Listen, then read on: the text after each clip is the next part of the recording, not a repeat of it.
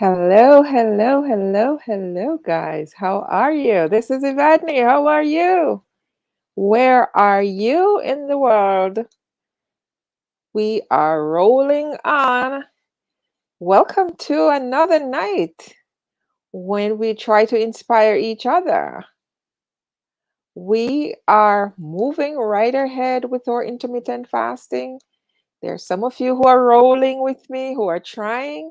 And believe me, it's we're getting there. We're getting there. We're getting some feedback, and some people are doing fairly well. For some people, it's scary, right? I I weighed this morning and I lost 5 pounds. So, you know, it's not as much as I normally see, but I'm grateful. I'm grateful. 5 pounds of fat is a lot. If you should take up 5 pounds of fat and weight, it's a lot, right? And remember, you might be shrinking and your weight is not shrinking as fast as your body is. Sometimes you your size gets smaller, but your weight stays, pretty constant or it doesn't shift as much. So because I lost 5 pounds doesn't mean that I'm not losing more weight overall. So that's the other good news. So how about you? What are things looking like for you where you are? Just go ahead and put it in the chat. Also, as you join, please put your name in the chat so I know who is here and where you're joining us from. And for those of you who are waiting out there for that storm to pass or to come, I wish you all the best, you and your family. I hope that, we won't have any loss of life. The properties, we can get them back, but loss of life, that's final. Um, yeah. So I just want to encourage you guys to really dig in. We're in the last few days of this challenge, but I'd like you to really continue to dig in, make some changes if you need to. If you were at least attempting to do this, then by now it should become easier for you to kind of get hold of yourself, right? Because at first it might seem really difficult, but if you keep trying, it gets easier. Remember, I keep saying that over and over. It does get easier, right? You might start off thinking you have to eat two, three pieces of chicken with your meal or something like that. But if you are trying to do the fasting, you'll find out that your appetite starts to decrease. So, with the decrease in appetite, you don't need or you don't feel for so much meat, or you really don't need it in the first place. So you will start to feel the need to cut back and feel okay, eat less and still feel okay, still feel full, right? That's kind of how it works. You might start off thinking this is such a big mountain, I can't climb it. I won't be successful. But if you keep trying a little by little, it becomes more natural to you and you will be able to start seeing bits of success here and little bit of success there, right? And so you can build on those as long as you identify them, you can build on them and become more successful as you go along. The idea of doing it in a group such as this is the support, where you have more than one person doing the same thing. It gives you that extra support, right? Because you can call, you could talk, you can write in, you could feel like you're a part of something, right? Because when you have to go on your own to do it, it might be a little bit more challenging because not everybody has that level of discipline. Some people do have the discipline and they can do it fairly easily, but some people need to be in a supportive environment, right? So let's hear some motivational stuff. Uh, Let me see what I have here for you. I didn't listen this through, so I'm not sure of all of it, but I'll just play a part of it. But I like to give the daily motivation. So just to put you in the frame of mind, to do something different, take on some challenge, right? So here Really goes. cash in on this year. Number one, get serious. This Life is serious. this is Jim Rohn. We call it life or death. Somebody asked me one time if I had a good description of life. I said, yes, I think I've got a good one. Life is the struggle to keep death at a respectable distance. Death seems to want to move in prematurely. If you want to live a good, long, flourishing life, you got to push back. And we're dealing with some serious matters here. So we can't just, tell the latest 10 jokes and just go home. We're not here to entertain. We're here to instruct. We're here to grow. We're here to learn. We're here to get the best we possibly can. Serious. Life is serious. The future is serious. One ancient novelist said, these are the best of times and these are the worst of times. And for some of those who came across this platform at the extravaganza, $1 million a year incomes, for them, it's the best of times. But I want you to know that while they're getting the diamonds and the millions, there are a lot of people around the world, for them, it is the worst of times. The best of times and the worst of times. That's called a serious matter. How come such a difference from those who can reach such incredible heights and those who haven't yet found the answers for their life and their health and their future? We just have to ponder that and let that give us a note of seriousness. A note of seriousness. It's serious whether you win or lose. It's serious whether you succeed or fail. It's serious whether you've got a good future carved out for yourself or you do not have. These are serious matters. Matters of the heart are serious. Matters of income are serious. Matters of supporting your family, serious. Are you serious? Why? We got a serious matter here to discuss. We haven't come with the latest 10 stories. We've come with a serious matter. And I want you to take on that serious tone. You've got some serious products that answer a serious need out there in the marketplace. And I'm asking you to take it serious. Take your own future serious. What you can do for your family, take it serious. This is serious business. Next, number one was get serious. Here's number two, get smart. That's what these journals are for. That's what pad and pencil's for. That's what taking notes is for. See if you can't increase your ability to comprehend ideas, information that can be life transforming. Don't miss the opportunity to learn. Take a good key phrase home. Use it in your training. Don't be lazy in learning. Don't be casual in learning. Here's a couple of parts to it. Number one, your own personal experience. Right? If you've had a bad week, just sit down and ponder that for a while. Study it. See if you can't pick up some ideas from a poor week and then make a better week. Okay? Learn from your own experiences. One way to learn to do it right is do it wrong. That's one way to learn to do it right. Do it wrong. Now, the key is don't let it take too long. If you've done it wrong for a year, we suggest that's long enough. You don't need another year just to prove a point. No, 1 year is enough. Learn from your own experience, right? So the call didn't go well, all the stuff. Guess what they did when they finished that call? They made another call. What else could we do to make it better? How could we possibly improve? This is called the possibility for life change. Starts with education. Don't be lazy in learning. Don't be lazy in picking up the ideas. Learning is the beginning of wealth. Learning is the beginning of life change. Some people want to start with motivation, but you don't start with motivation. Somebody says, just motivate this guy, he'll be all right. And the answer is no, probably not. If a guy's an idiot, you motivate him. Now you got a motivated idiot. So education, get smart. Don't miss the training class. All right. So Jim Rohn is encouraging us to learn. Get busy learning. You want to lose weight, you want to get healthy, you want to kick bad habits, you want to kick diabetes, you want to kick high blood pressure, you want to kick any of those things that are curable or treatable, controllable, then you got to get learning. You got to learn how to do it, right? You got to learn how to do it, and you can't be lazy at that. Always try to learn as much as possible. And the information that is provided here, especially that information that comes from the doctor.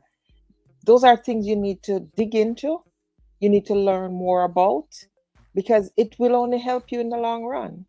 And while you learn, you put it into action. Having knowledge and not using it for your benefit doesn't amount to much. Because if you know what you're supposed to do and you don't do it, that's self sabotaging. You know what's right, you know what will help you know what will keep you well, you know what will give you a better chance, and you choose not to do it, then you're sabotaging your health. You're sabotaging your progress. You're sabotaging yourself, preventing yourself deliberately from achieving the thing you know you should be achieving, right? That's you self-sabotaging yourself. If you know you shouldn't be eating candies and you're still eating candies, you're self-sabotaging. You're really, really sabotaging your health. Okay? So it's one thing to learn the knowledge, and you should always be seeking knowledge. You should always be reading, listening to things that are informative and things that provide provide you with a different perspective. But if you don't put it into practice, especially to help yourself and to help others, then you're almost wasting your time, because knowing something and just having it in your head is not great. It's not benefiting anyone. It's not benefiting you because you're not putting it into action. It's not helping your neighbor, your family, your community, because you're not passing on the knowledge. Okay, so I hope that I can hear more from some of you who are engaged in the intermittent fasting. I did have a few people passing through and saying hello or whatever, but I want to know what's your progress like, or the lack thereof, all right? Or if you need help. Okay, so I'm going to go back to playing some more of Dr. Jam Nada's lecture that I started playing a few nights back. I hope you find it very interesting and informative. Remember, I said if it sounds to you like it's too much science, just listen to it more than once. The more you listen to it, the more um, you will understand what he's trying to say, right? Just be open-minded and listen to the lecture more than once. That's why I do it in pieces, because to take in all of it at once, it might be a little bit much for some people. So that's why I do it in pieces. But listen to it more than one at once, and you will get a better understanding of what he's trying to say. But it is all good. All right. Getting rid of old cells, because you don't want old cells hanging around in your system. At Midas, we make sure every stop on your road trip ice cream is one you want to make. Get ready for adventure with a free brake check and up to $50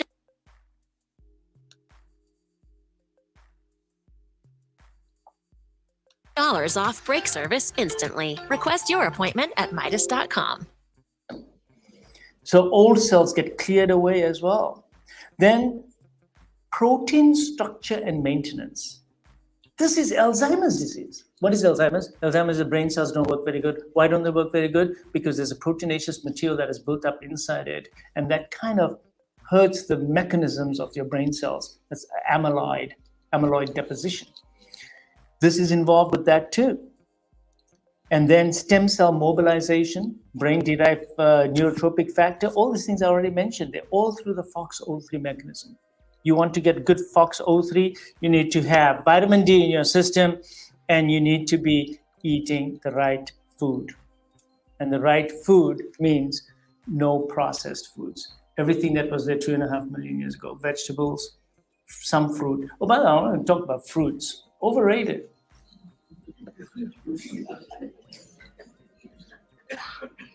So what happens is that at the end of the summer and fall, the fruit is bearing there. And you're supposed to eat the fruit with all that fructose to get you through winter, but winter never comes. So you keep eating throughout the year.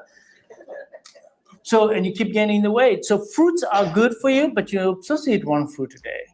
That's it. And choose the most colorful fruit you can and mix it up a little bit.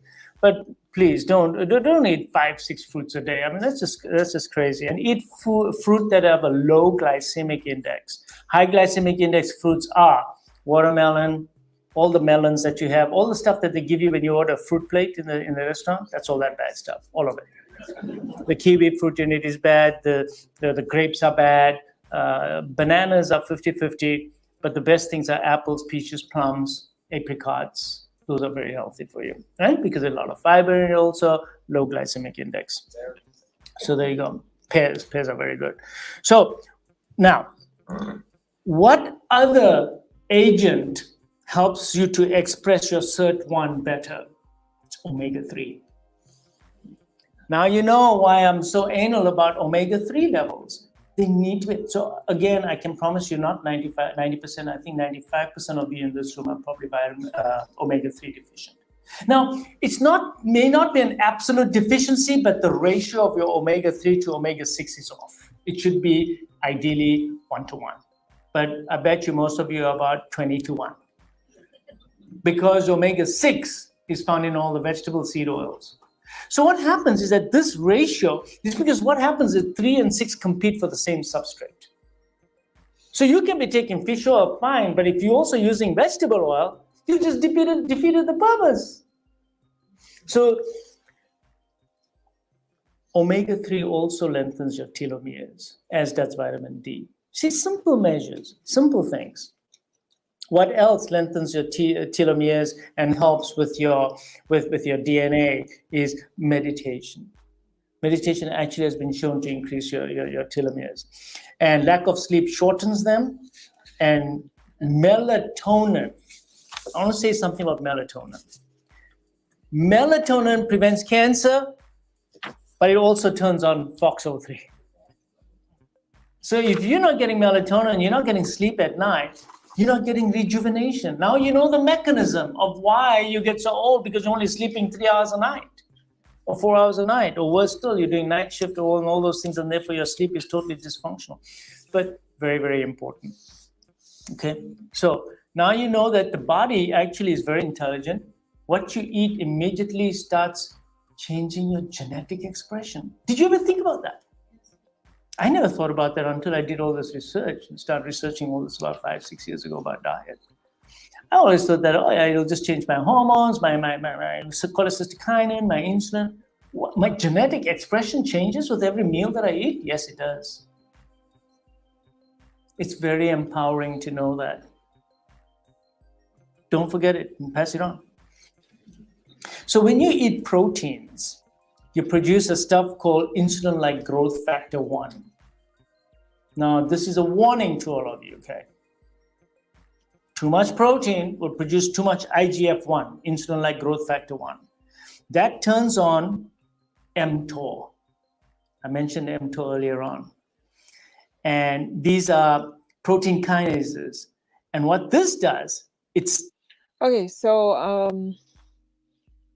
I like what he says about fruits. As someone who really likes fruits, I have had to, in recent time, for more than one reason, cut back on my fruit intake, and also what type of fruits I eat, because I noticed that the fruits are extra sweet these days, and it's a sweetness that seem really unnatural.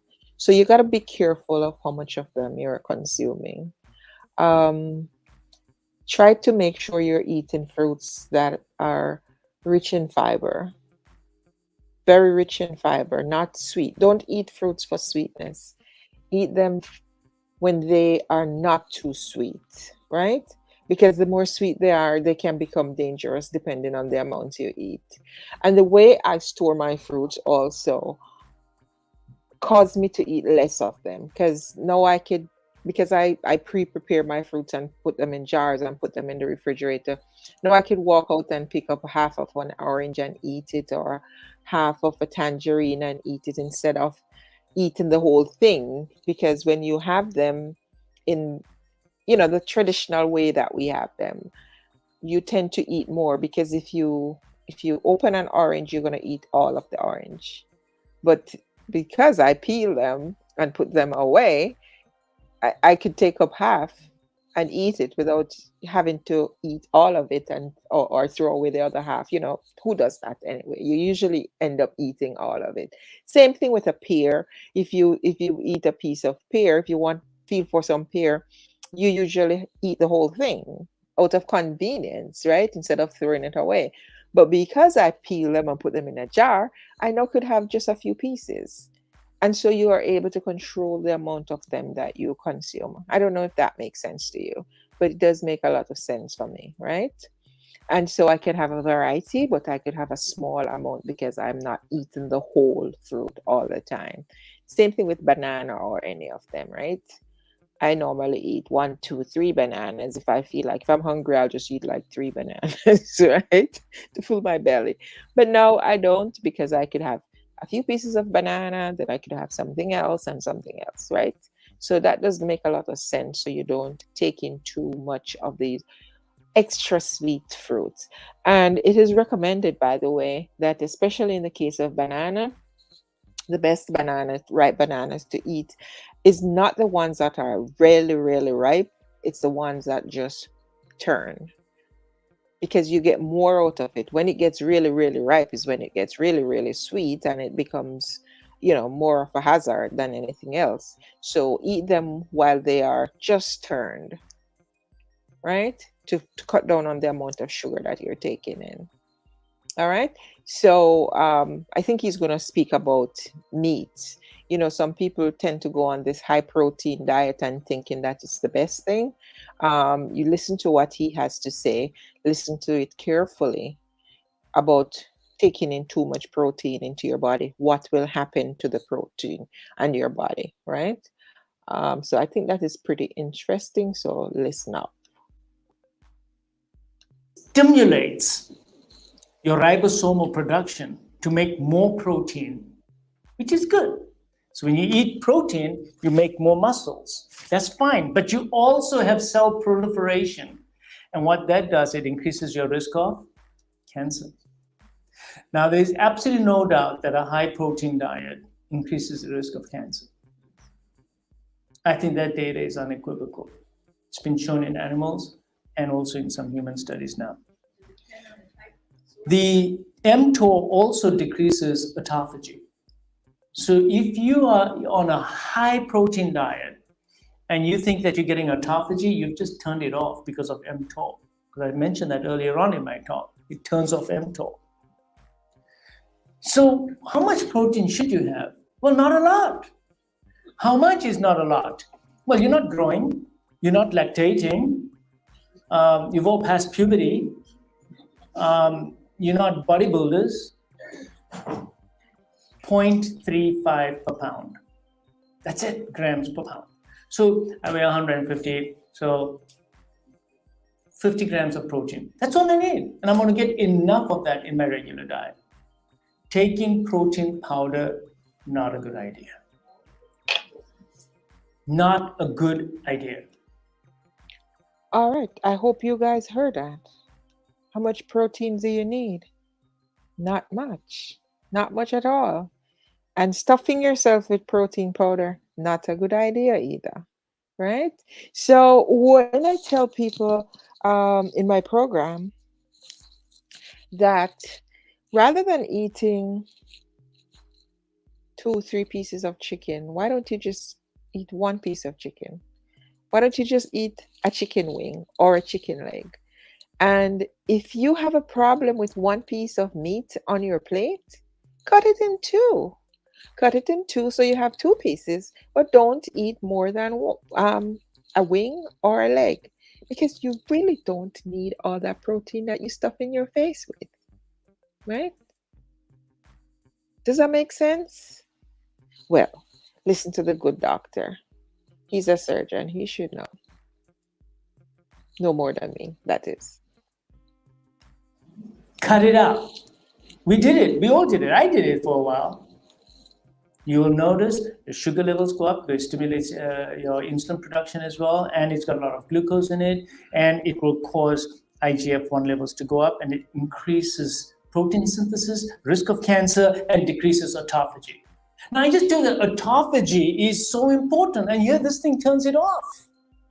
Don't do protein bars, for goodness sake. You don't need it. And nature doesn't give you protein on its own. It gives it to you in the form of meat. You want some protein? Go and eat the meat. You want some protein? Go eat the chicken or the fish. And make sure it's nice and lean and not fed on corn, because then you'll get too much omega-6 as well. So there you go. Now, insulin like growth factor is just like growth hormone. So there's a group of people out there in Ecuador, and they have Laron syndrome, which is a gene mutation. I got to tell you about this. What that means is that the growth hormone receptor has a mutation, so it doesn't work very well. So these people are very short. They're real short, they're real stubby as well, but they live to be 100, 110. And they have no cancer and no high blood pressure. And it's all to do with that growth hormone receptor mutation. That is why we're saying that, listen, if you want that type of physiology, you need to cut down on the amount of protein. It's overrated, because you go to a restaurant and you order your salad, and what's the first question? Protein? No, I don't need any protein in my salad, thank you. But they'll always ask you for that. It's overrated. Now, I'm not saying that you shouldn't add some grilled chicken to your salad or something. You can do that, but take it in the context of how much protein you're eating during the day, and please don't supplement even more, unless you have illness, unless you have GI problems and you can't otherwise eat, and you're wasting away, and your teeth are really bad, and you're sick. You might need some protein. Most of us don't need it. 99% of us don't need it. So in those patients, they have very low insulin levels, very low insulin-like growth factor levels. And there you go. So you have less diabetes, less cancer in those patients. So different diets turn these genes on and off. When you eat sugar, you turn on a gene called RAS-PKA.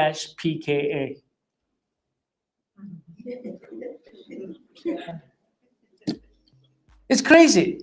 So this is a protein kinase as well. And what does that do? Again, it turns off autophagy, increases the production of your insulin, and basically makes you more inflammatory, because it turns off all those things. So you become inflammatory. Sugar causes inflammation in the body. Fructose causes insulin resistance in the liver. I went over that with you all before. So sugar is very, very bad for you. Sugar is a poison. Sugar is not natural. Sugar was never found in nature. It's a totally processed food. It's processed. It's as processed food as all the other processed foods that you eat. All right, so we'll pause right there. Sugar is a processed food. It is not found naturally in nature, right? It's processed. Whatever the sugar we come upon, how crystals or whatever, they're processed food. It's highly processed like any other food. So try to avoid them, right? It's not good for you. It is not good for you in any form. So always try to avoid sugar.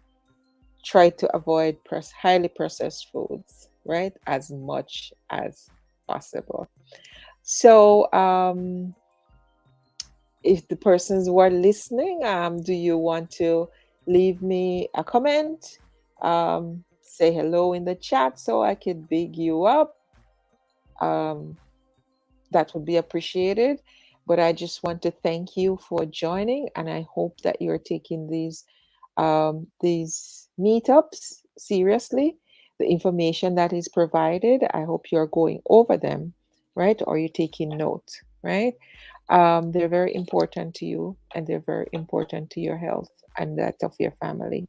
So we're going to be meeting again tomorrow night at 8 p.m. and we'll have more information to share.